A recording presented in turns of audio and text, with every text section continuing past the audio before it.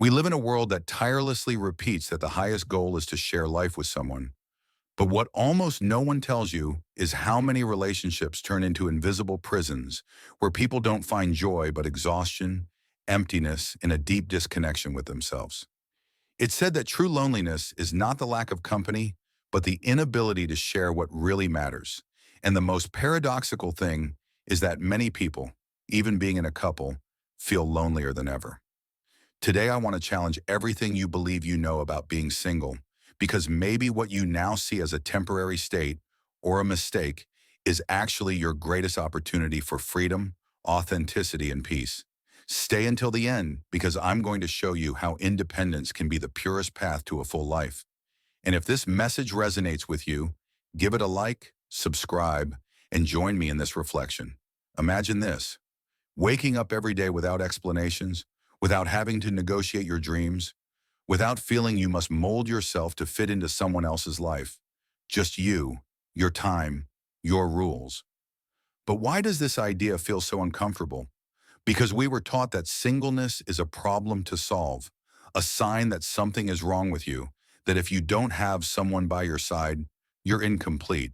But what if that relationship that is so idealized doesn't contribute but takes away? Carl Jung said that until the unconscious becomes conscious, it will direct your life and you'll call it destiny. And this is especially true in love, because the harsh reality is that many people are not in a couple out of love, but out of fear. Fear of emptiness, fear of judgment, fear of facing themselves. But here's the truth that few dare to admit. Loneliness is never the real problem. The problem is the wrong company. Tell me, how many times have you felt that you give more than you receive? That your relationship stopped being a refuge to become a burden you drag every day? There's an uncomfortable truth that society prefers to silence. Being accompanied is not synonymous with being happy, and being alone doesn't mean being broken. Think about this. How many couples do you know who share the same bed, but not the same heart? How many people fake smiles in public while in private they feel they live with a stranger? Loneliness is not the absence of someone else. It's the absence of connection. And if your peace is found in your own space, why would you have to give it up? Teresa understood it after 67 years. Her whole life revolved around others.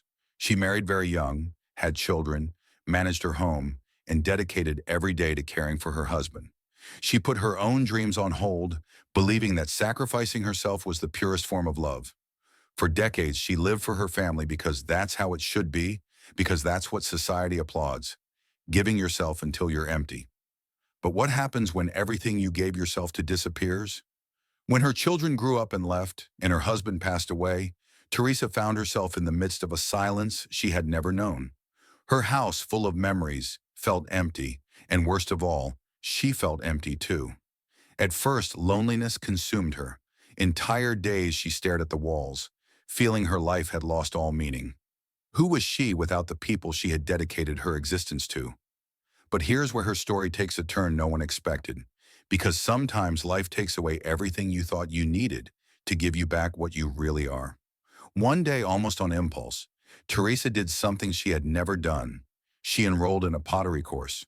For the first time in decades, she did something just for herself, without anyone's permission or company. And between hands full of clay and chats with new friends, something awoke inside her. It wasn't just art she was shaping, it was herself. And then Teresa understood a truth that most discover too late. Her happiness never depended on her husband, her children, or her past. Her happiness was always in her ability to build a meaningful life for herself and by herself. And now I ask you, if tomorrow everything you know disappeared, if the people by your side were gone, if only you remained, would you still feel complete? Because if the answer is no, then maybe it's not love you need. Maybe it's reconnecting with yourself. But why do so many reach this awakening when it's already late? Why is loneliness seen as an enemy and not an opportunity? Simple. Because we've been taught to fear it. We were sold the idea that being alone is synonymous with being incomplete, that a full life is one that is shared. But what if all that was a lie designed to keep you trapped in relationships that don't make you grow? Viktor Frankl, a man who survived the horror of concentration camps, expressed it with brutal clarity. The ultimate human freedom is the ability to choose our attitude in any circumstance. And here's the key. When you're alone, when there's no external noise, you discover you can choose who you are without interference. I want you to imagine something. Evaluate all your relationships as if they were a financial balance. Which ones contribute energy? Which ones drain it? How many do you maintain just out of habit, comfort, or worse, fear of being alone? Most people don't ask these questions because the answer is usually uncomfortable. And facing those truths could mean having to let go of people you've been holding on to for years. But here's the harsh reality. When you surround yourself with the wrong people, you drift away from yourself. So the more uncomfortable question arises. Do you really need a partner to be happy? Or is it just the idea that's been sold to you? Look at the example of Eleanor Roosevelt. She was the wife of a president, yes, but her true impact didn't come from being someone's wife, but from being herself. Her influence, her legacy, and her freedom were born from finding her purpose beyond any relationship. Because the most authentic connections don't arise from need, but from fullness. And it's in solitude where you learn who you really are without anyone molding your identity. And here comes a truth few want to hear. Silence is powerful, but we've been trained to fear it. We live bombarded with distractions, social media, notifications, constant noise. Why? Because in silence, something inevitable happens. You meet yourself, and that confrontation is uncomfortable because what happens if you discover you've built a life that's not yours, but what others expected of you? But if you dare to listen to that silence, if you endure the discomfort of looking at yourself without filters, something magical happens. Answers appear that you didn't know you were seeking, and then you understand something that changes everything. The most important love is the one you give yourself. Rumi said it better than anyone. You are not made of dust, you are made of light. But tell me, will you keep dimming yourself in relationships that don't nourish you, or will you dare to shine alone? And here's the most uncomfortable moment of all. The real fear isn't loneliness. The real fear is realizing that many of your relationships are sustained by inertia, that the love that was once real turned into habit, that you stay there because the emptiness of losing it seems more painful than the weight of staying. But tell me, what happens when you start asking yourself if that relationship still makes sense? And most importantly, what will you do if the answer is that it doesn't? The truth is that not all love stories break with shouts, betrayals, or bitter farewells. Some fade slowly, dissolve with time like a candle that burns out in silence. And the most painful thing is in the end. The truly difficult thing is accepting that holding on to that relationship no longer makes you happy. Carl Jung spoke of individuation, that deep process where we stop being what the world expects of us to become, who we really are. But how can you find your true self if your whole life you've molded it to fit someone else's? Some reach this revelation at 40, others at 50, and sadly, there are those who leave this world without ever asking themselves this question. That's why many jump from relationship to relationship without pausing, not because they want to be with someone, but because they fear being with themselves. The fear of loneliness is the silent engine behind many stories that seem like love, but aren't. And here's the trap. When you enter a relationship out of fear, you cling even to what hurts you. Stop for a moment and look around you. Observe with honesty. How many couples do you know who aren't together out of love, but out of habit, fear of starting over, fear of losing what's been invested?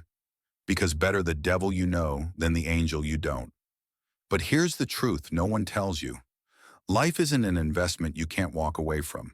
You don't have to stay in a relationship just because it lasted many years. Because love isn't measured in time, it's measured in quality. And if what you have no longer does you good, then what's the point of continuing?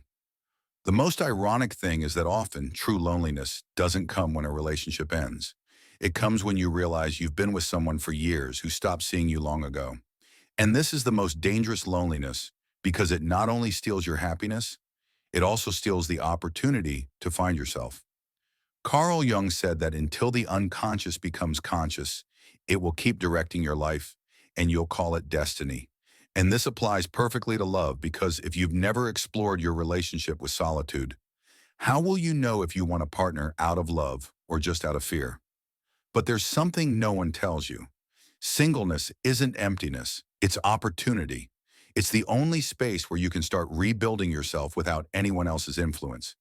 It's the only moment where your life centers on you and only you. Viktor Frankl, the psychiatrist who survived the concentration camps, said, "When we are no longer able to change a situation, we are challenged to change ourselves." And that's precisely what singleness offers. The possibility to reinvent yourself, to explore who you are without the weight of pleasing, to learn to make decisions just because you want to, not because someone else expects something from you. But here's the uncomfortable truth. Many people don't fear being alone. They fear not knowing who they are outside a relationship. Because if you think about it, how many years have you spent molding your habits, your dreams, and even your way of speaking to fit into the dynamics of a couple? How many times have you stopped doing something you love to accommodate someone else? And if your relationship ended today, could you say with certainty who you are outside of it? And that's what scares people most about singleness. Not the loneliness, but the silence. That silence that comes when there's no one to please, no one to negotiate with, no one to validate your decisions. And above all, that silence that forces you to answer, who am I really? But listen to this. That silence you fear so much is actually your greatest opportunity, because it's in the silence where you recover your voice, the one that life as a couple, social expectations, and constant concessions silenced. It's in the silence where you learn that being alone isn't being incomplete. Being alone is being complete with yourself. But why is it so hard to reach this conclusion? Because we've been taught that a full life is a shared life. Because the world celebrates weddings but never separations. Because we're told happy endings of "they lived happily ever after," but never stories of those who chose to be happy alone. And here comes the question that can change everything. If no one had told you that happiness lies in having a partner, would you still be seeking one? Think about it for a moment.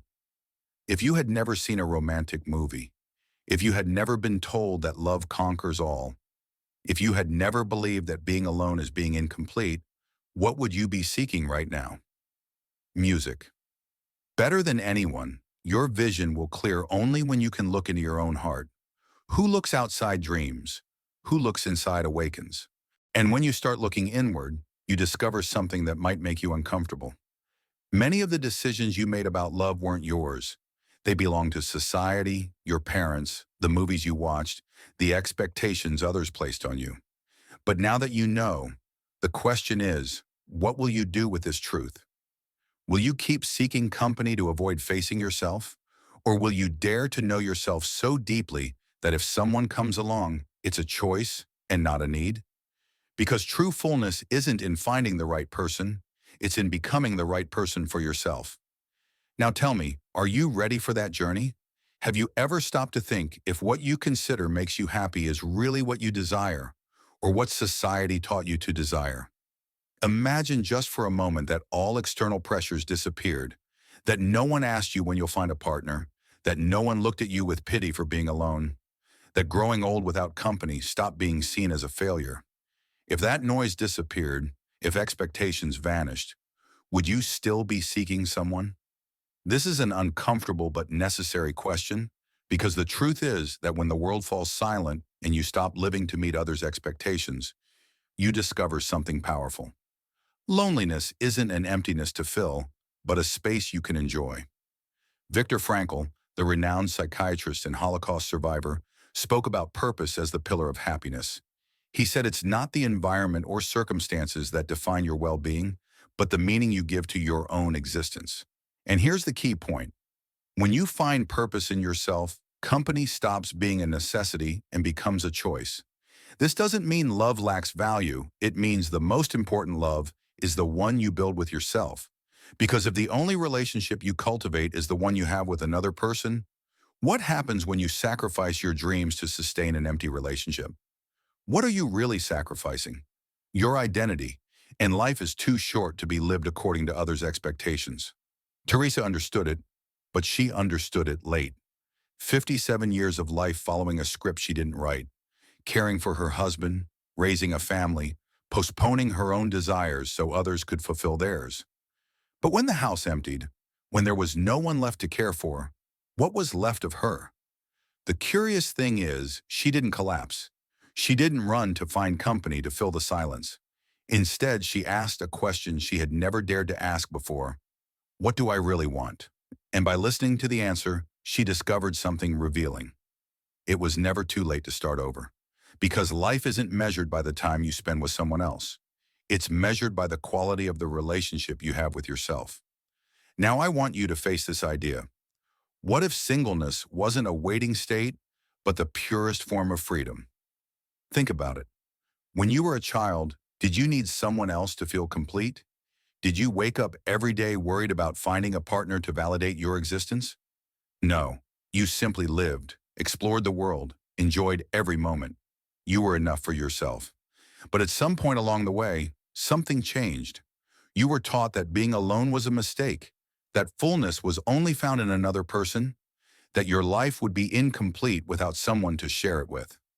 But what would happen if you dared to challenge that belief? Carl Jung said, the privilege of a lifetime is to become who you really are. And here's the truth. Singleness gives you precisely that privilege. Because when you're alone, you don't need to negotiate your dreams. You don't have to justify your choices. You don't have to mold yourself to fit into someone else's life. Every morning you can ask yourself, what do I want to do today? And the most powerful thing, the answer will depend solely on you. But here's the real problem. Most people are so afraid of loneliness that they never give themselves the chance to discover what truly makes them happy. Viktor Frankl also said, whoever finds a why to live can bear almost any how. And this applies perfectly to singleness. Because if your life has meaning for you, if you find purpose in what you do, in the things you enjoy, in the passions you cultivate, then you don't need someone else to give meaning to your existence. And that's where something unexpected happens. Loneliness stops being a problem and becomes a choice. But there's a reason few reach this point. Society doesn't prepare us to enjoy our own company. From a young age, we're taught that relationships are worth more than freedom, that sharing life is the ultimate goal, that happiness is only true if it's shared. But what happens when the company you have doesn't make you happy? What happens when that relationship makes you feel lonelier than loneliness itself? Think about this. How many people do you know who have been in relationships for years that only wear them down? How many have lost themselves trying to adapt to someone else? How many stayed in a relationship not out of love, but out of fear of being alone? And here's the great revelation. Singleness isn't being alone. It's being with yourself. And this is where many go wrong. They believe they need someone else to fill the empty spaces, when in reality what they need is to learn to enjoy their own company. Because the real problem was never loneliness. The real problem is the fear of facing it. But here's the interesting thing. When you overcome that fear, when you start seeing singleness as an opportunity and not a punishment, something changes inside you. You start to notice that the peace of a home without unnecessary arguments is worth more than empty company. You start to value the freedom of deciding your life without asking permission. You start to understand that true loneliness is being accompanied but feeling invisible. And then you discover a truth that was never taught to you. Happiness was never in another person. It was always in you. But why is it so hard to understand this? Because we were educated to seek outside what can only be found within. We were made to believe that self-love is a consolation prize, that independence is just a phase, that the purpose of life is to find someone to complete us. But what if you're already complete? Carl Jung also said, loneliness is not the absence of company, but the profound well-being of being with yourself. And there's the key. When you enjoy your own presence, loneliness stops being an emptiness and becomes a gift. The silence stops being uncomfortable and becomes clarity. And love stops being a necessity and becomes a choice. Because when you have yourself, no one is indispensable. And now that you know, what will you do with this truth? Have you ever stopped to think how many decisions in your life were yours and how many were imposed by someone else's idea of happiness?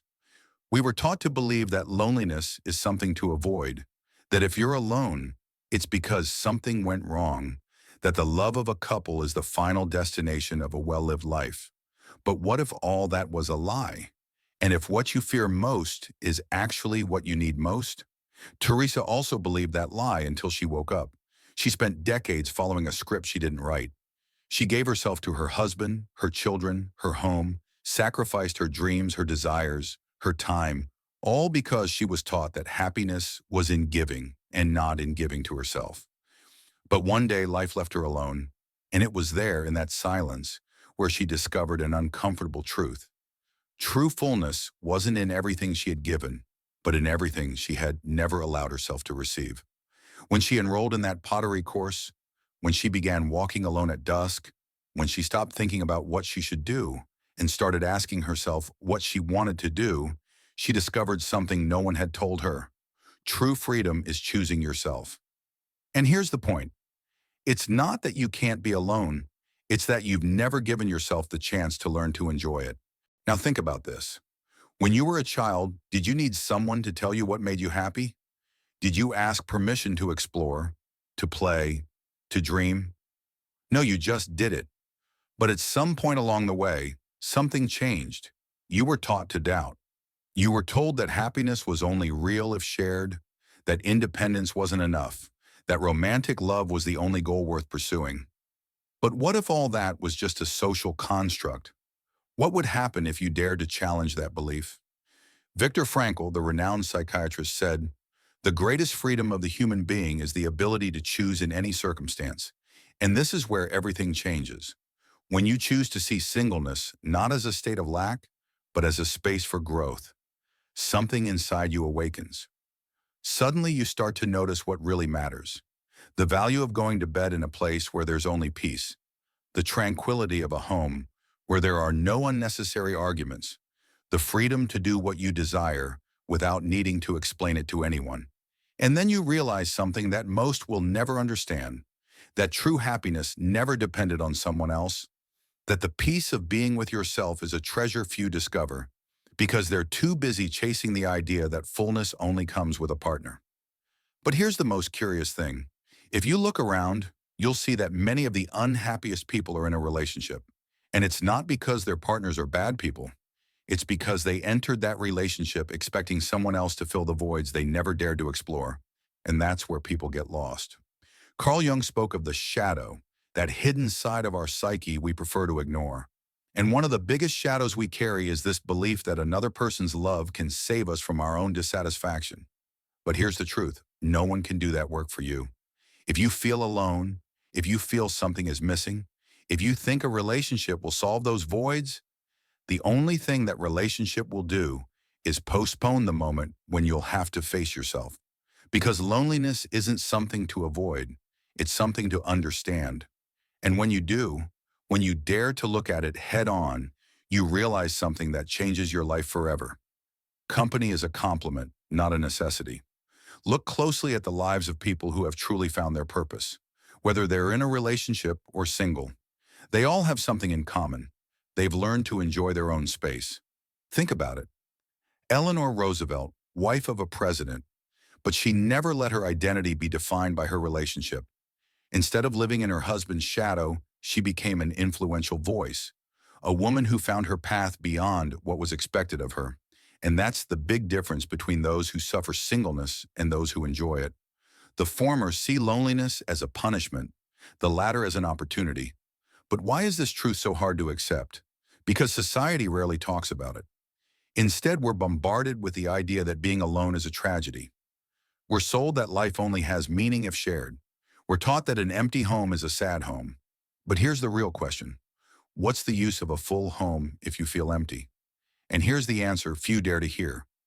The quality of your life doesn't depend on your marital status. It depends on how well you get along with yourself. Viktor Frankl also said, "The meaning of life isn't found in external circumstances, but in the attitude with which we face each day."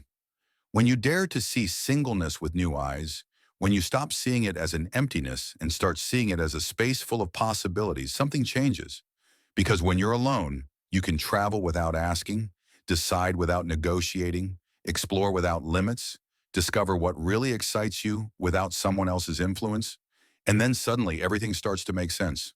You realize you don't need anyone to feel complete, that happiness isn't something someone else can give you, that the peace of a quiet house is worth more than a relationship that makes you feel trapped. But here's where many deceive themselves. And now that you've come this far, the real question is, will you dare to face yourself, or will you keep running, seeking company that only patches your silence? Look around you. How many people continue in empty marriages just because they fear being alone? How many have silenced their passions, buried their dreams, just to meet the image of what a relationship should be? The real problem was never singleness. The problem is that we were taught to see it as a failure. But those who learn to embrace it discover something many will never understand, that the tranquility of being alone is worth more than the anguish of sharing your life with someone who isn't for you. Viktor Frankl said that the human being finds meaning in life through a purpose. And the interesting thing is that purpose doesn't have to be tied to another person. In fact, some of the most brilliant minds and freest spirits found their greatest fulfillment in independence. Think about it. Eleanor Roosevelt, Leonardo da Vinci, Nikola Tesla, none were defined by their love lives. What they shared wasn't a partner, but the conviction that their life had value in itself. But here's the real obstacle. Most people choose to live on autopilot. They follow the path someone else laid out for them, meet expectations, avoid uncomfortable questions. But what would happen if they stopped to question, does this really make me happy? That question is dangerous because its answers are often uncomfortable. Maybe you discover your current relationship lost meaning long ago. Maybe you understand you never needed anyone else to feel complete. Or maybe you face the harshest reality, that your whole life you've been seeking outside what was always within. And here's where many stop, because facing that truth is terrifying. It's easier to settle, stick to the routine, cling to a draining relationship, fill the silence with distractions, run away. But those who have the courage to look that truth in the face find something few will ever know in their lives: freedom. Now here comes the real question. What would happen if you stopped seeing loneliness as an enemy and started seeing it as a gift? We were taught to believe that loneliness is a problem to solve, that if you spend too much time without a partner, something inside you is broken, incomplete, failed. But what if it was the other way around? Carl Jung said, "Who doesn't face their own shadow ends up projecting it onto others." And that's exactly what those who flee from loneliness do. They jump from relationship to relationship, not because they really want to share their life, but because they can't stand facing themselves. They seek in another person the calm they haven't learned to build inside, hoping a relationship will fill the voids they don't dare explore. But here's what no one tells you. That strategy never works. Because what you don't resolve in solitude won't be resolved in company either. Viktor Frankl also said, when we can no longer change a situation, the challenge is to change ourselves. And that's exactly what singleness offers. The opportunity to transform yourself. When you're alone, you have the space to ask yourself who you really are.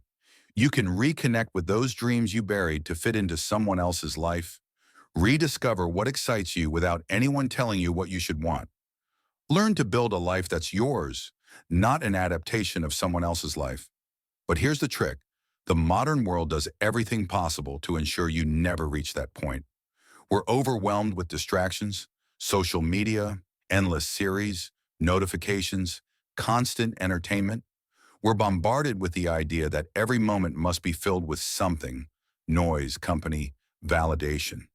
Because if the noise disappears, the only thing left is your own voice.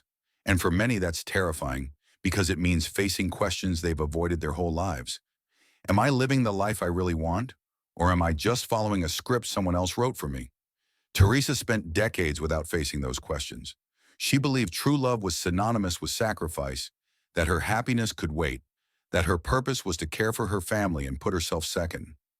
But when the house emptied, when the noise of routine disappeared, and there was no one left to please, she discovered something she had never dared to consider: that her life always belonged to her, that the moment to choose a new path hadn't passed, that she could still be the author of her own story.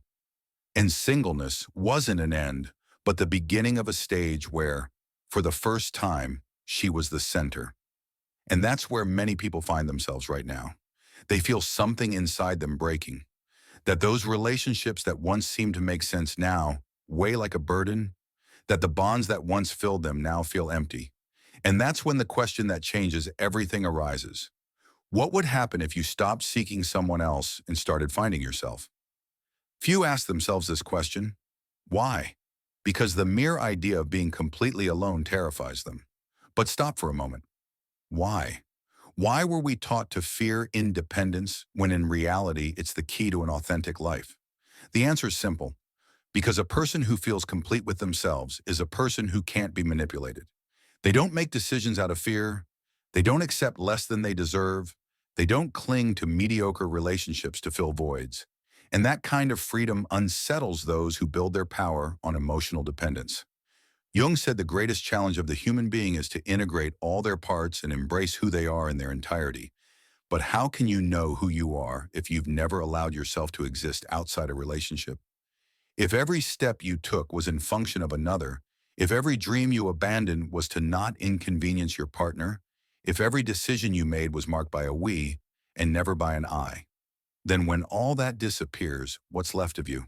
Viktor Frankl said the human being can endure any suffering if they find a purpose in it, but that purpose can never be another person.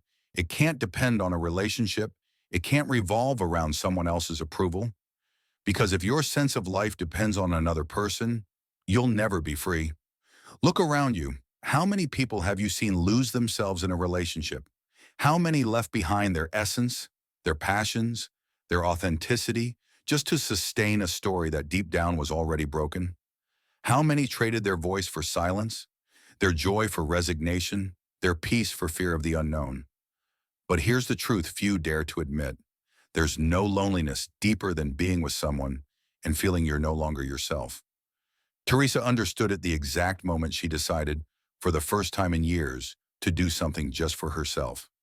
A simple pottery course wasn't just an activity, it was a symbol. The symbol that she could explore, create, make mistakes, discover herself, and do it without anyone else guiding her path. And when she felt the clay between her fingers, when she shaped her first piece, something inside her awoke. Because happiness hadn't been in her marriage, her children, or everything she sacrificed. It had always been in her. Only it took her 67 years to find it. But you don't have to wait that long.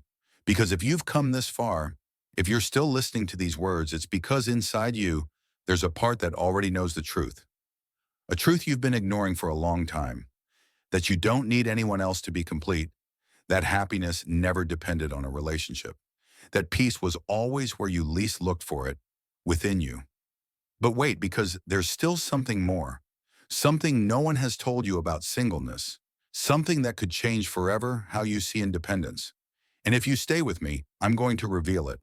What no one tells you is that singleness isn't an emptiness that must be filled, but a space that deserves to be explored.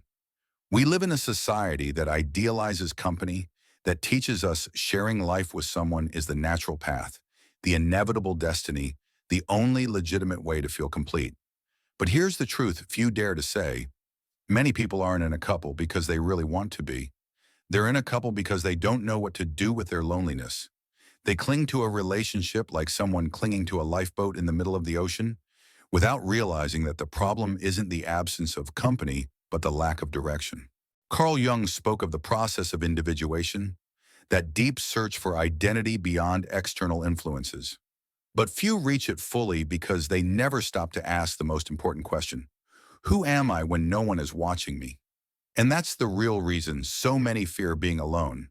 Not because loneliness is bad, but because it forces them to face themselves. When you don't have a partner, the excuses run out. You can't blame anyone else for your dissatisfaction. You can't hide behind the drama of a relationship that no longer works. You can't postpone your personal growth with the illusion that everything will improve when the right person comes along. It's just you, facing yourself. And that's undoubtedly the greatest test of all. Because if you learn to enjoy your own company, if you discover that the tranquility you feel being alone is worth more than any imposed company, then you understand that singleness isn't a waiting room. It's a privilege. It's a space where you can build your life without giving up your time, without compromising your dreams, without having to justify your decisions. a space where every choice is yours, where you don't need to mold yourself to fit into anyone else's life. It's the perfect ground to rediscover what you really love, without filters, without external expectations, without the presence of another person diverting your path. But here's where most fail, not because singleness is hard, but because they don't know how to take advantage of it. Instead of exploring it, they try to cover it up. They fill the silence with distractions, jump from one relationship to another even knowing they don't contribute anything, convince themselves they need someone for their days to have meaning. And in that desperate attempt to avoid loneliness, they end up drifting away from the only person who will always be with them, themselves. Viktor Frankl said the greatest human freedom is the ability to choose our attitude in any circumstance. And singleness gives you precisely that choice. You can see it as a curse or as an opportunity. You can resist it or use it as a springboard to grow.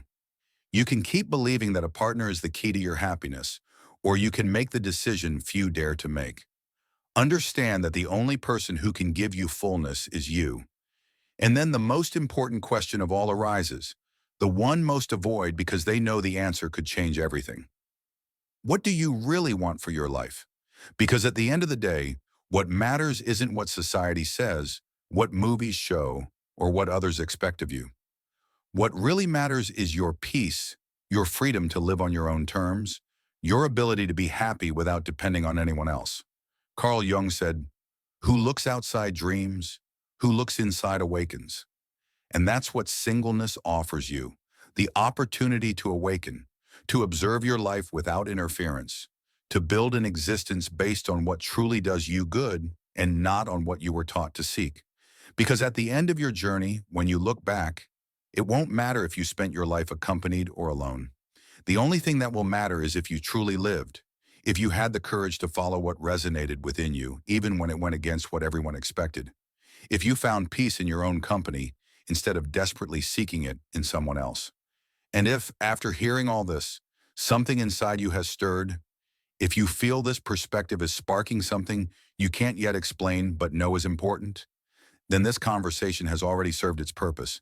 If this message resonated with you, if it awakens something you can't fully articulate but know matters, don't forget to leave your like and subscribe.